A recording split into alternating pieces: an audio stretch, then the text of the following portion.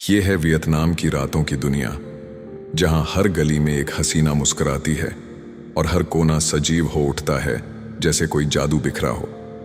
यहाँ लाखों टूरिस्ट हर साल आते हैं, कुछ सिर्फ घूमने, कुछ यहाँ की खूबसूरती देखने और कुछ इन हसीनाओं की मुस्कानों में खो जाने।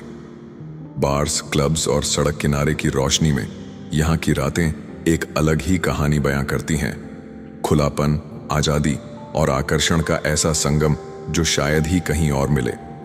वियतनाम को अक्सर उसके शांतिपूर्ण समुद्र तटीय शहरों, लाजवाब खाने और सांस्कृतिक विरासत के लिए जाना जाता है, लेकिन जब सूरज ढलता है तो इस देश का एक बिल्कुल अलग चेहरा सामने आता है। नाइट लाइफ का चेहरा, जो तेज रोशनी, ऊंचे म्यूजिक, भीड़-भाड़ वाले क्लब्स और रहस्यमयी गलियों से बना है। खासकर हो ची मिन्ह सिटी और हनोई जैसे बड़े शहरों की रातें केवल मौज मस्ती तक सीमित नहीं रहती। इनका एक गहरा और जटिल पहलू है जिसे आमतौर पर पर्यटक नहीं देख पाते। वियतनाम की नाइट लाइफ की शुरुआत होती है सड़कों पर रोशनी से चमकते नियॉन बोर्ड्स से। हर कोने पर कोई न कोई बार, क्लब या कराओके पार्लर दिखाई देता है।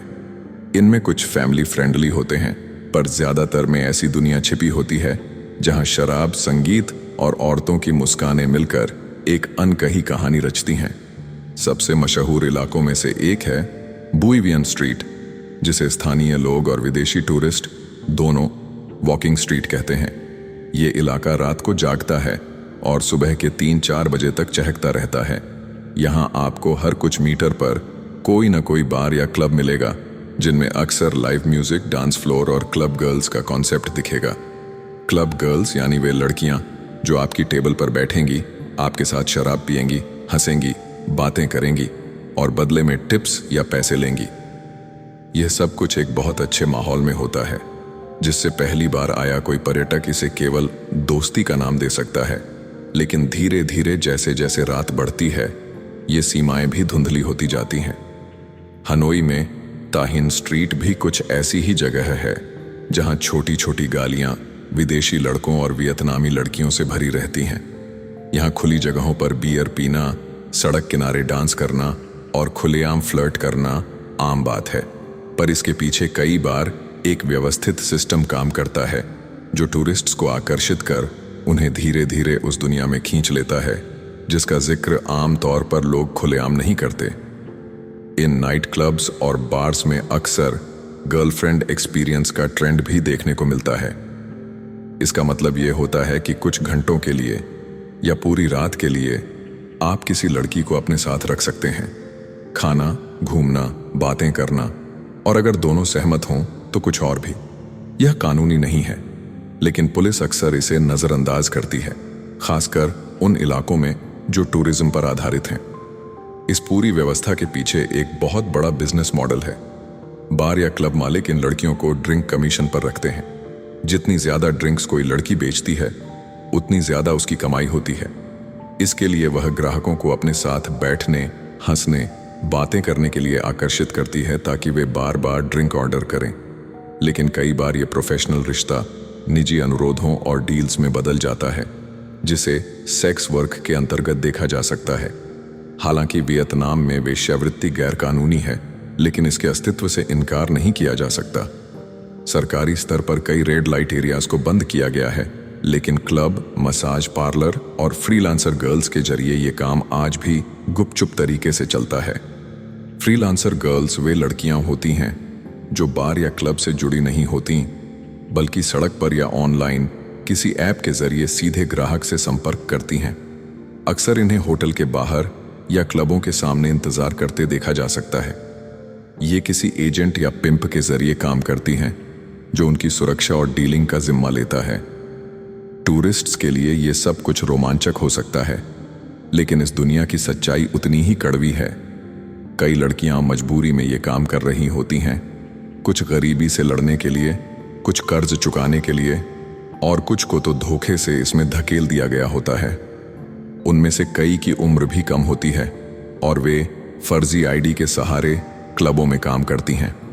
एक आम भ्रम यह भी होता है कि वियतनाम की नाइट लाइफ सिर्फ मर्दों के मनोरंजन के लिए बनी है, लेकिन सच्चाई यह है कि यह एक ऐसी इंडस्ट्री है जो ग्लैमर और गरीबी, रोमांच और दुख और आजादी और शोषण, इन सभी के बीच झूलती है।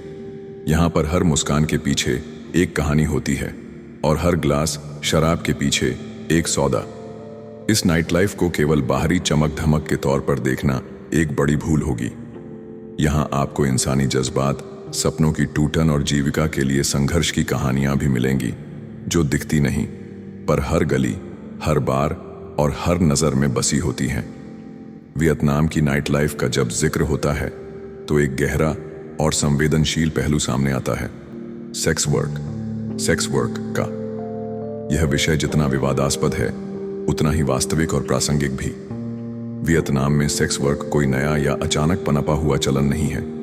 इसका इतिहास दशकों पुराना है और इसकी जड़ें युद्ध, गरीबी और सामाजिक असमानताओं में गहराई तक फैली हुई हैं। इतिहास की झलक।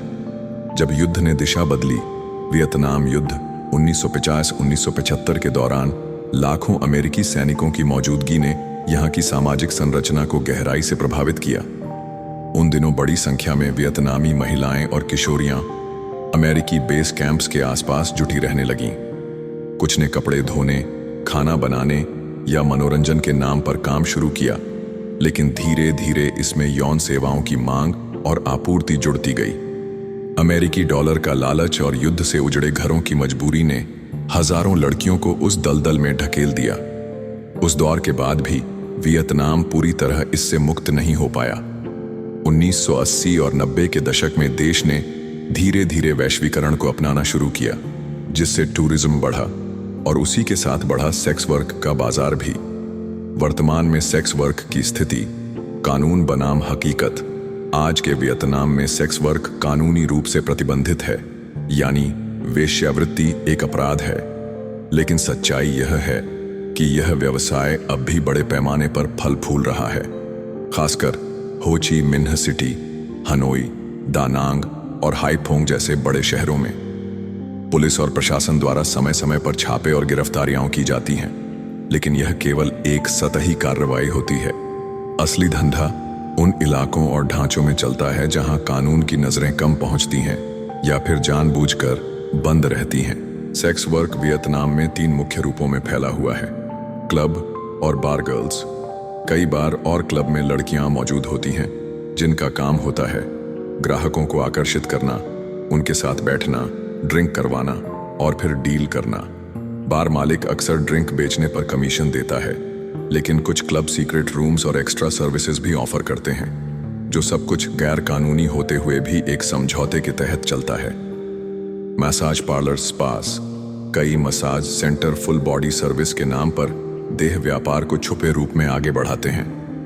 ग्राहक जब अंदर जाता है तो उसे डिस्क्रीट कोड में एक्स्ट्रा सर्विस का ऑफर दिया जाता है। यहाँ लड़कियां स्पा थेरेपिस्ट के नाम पर काम करती हैं, लेकिन वास्तव में यह एक अलग ही सौदा होता है। फ्रीलांसर्स। इनमें वे लड़कियां होती हैं जो किसी संस्था, क्लब या पार्लर से जुड़ी नहीं होती। ये आमतौर पर होटल्स के बाहर, सड़कों पर या ऑनलाइन डेटिंग चैट ऐप्स पर ग्राहक ढूंढती हैं। ये लड़कियां अक्सर नाइट प्राइस तय करती हैं और डील सीधे फोन या एजेंट के जरिए फाइनल होती है।